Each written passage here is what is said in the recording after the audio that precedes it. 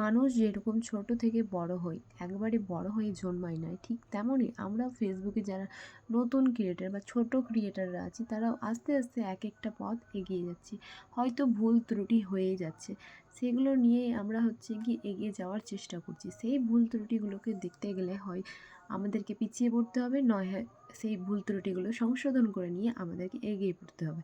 তো hey everyone, welcome back to my another video. তোমরা কেমন আছো? আমি অবশ্য ভালো আছি। দিনটি ছিল দেবদোলের দিন, সবাই যাচ্ছিল বসন্ত উৎসবে।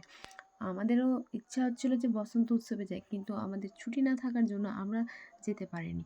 তবে মাথায় একটাই কথা আছে, যারা ধরো বাইরে কাজ করে তারা হয়তো পুজোতে আসতে পারে না, কালী পুজোয় আসতে পারে না, হোলিতে আসতে পারে না। তাদের হয়তো কতটা কষ্ট হয়েছে, বাড়িতে সবাই কতটা এনজয় করে, তারা এত কষ্টের মধ্যে বাইরে পরিবারের জন্য কাজ করে যায়। এইটুকুটা মাথায় চিন্তা নিয়ে আমাদের এগিয়ে গেল। থ্যাংক ইউ বল, থ্যাংক ইউ বল, ওকে থ্যাংক ইউ বল, থ্যাংক ইউ বন্দনা। এসেই পেয়ে যায় একটা গিফট, চকলেট। তো সেই চকলেটটা নিয়ে যাওয়ার পর আমরা কিছুটা কাজ করে দিয়ে আসার পর আমাদের ছিল রেস্ট টাইম। রেস্ট টাইমে যে যার মতো ফোনে ব্যস্ত। তো যে যাই করুক, আর কিছু বলার নেই। তারপর মেন ভয়টা, যেটা আমরা ভয় পেয়েছিলাম যে ছুটির সময় আমরা বেরোবো কী করে। কারণ সবাই এত হোলি খেলতে ব্যস্ত ছিল যে পুরো কাদা কাদা জল।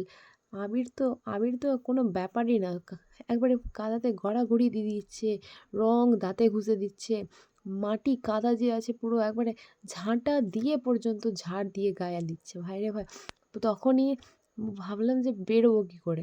এবার বেরানোর আগে এই যে দৃশ্যটা দেখলাম, এটা আমাদের সিনিয়র ম্যানেজারের।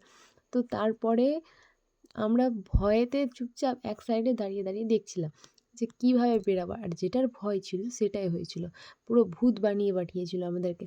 আর যারা যারা ভাবছিল যে আবির খেলবে না বা আর কিছু, তাদের কেউ ছাড়েনি। আর রাস্তায় আস্তে আস্তে আমরা আরেকটা জিনিস দেখি যে বিকেল হয়ে গেছিলো, তখন মালদাতে বসন্ত উৎসবের প্রোগ্রাম হচ্ছিল। কিন্তু সেখানে যাওয়া হয়নি, কারণ আমাদের যদি প্রোগ্রামে যেতাম তাহলে বাড়ি আসতে লেট হয়ে যেত। তারপর বাড়ি এসে আমি ফ্রেশ হয়ে নিই, একবারে যতগুলো আবির ছিল শ্যাম্পু করে নিই, কারণ চুল আমার নষ্ট করা যাবে না। এমনিই আমার চুলে এত সমস্যা। প্রায় 7:30 বাজছিল তখন আমি হেয়ার ওয়াশ করে নিয়ে স্নান ধান করে নিই। আর ভিডিওটা এইটুকুটাই, ভালো লাগলে লাইক কমেন্ট করে দিও। Thank you.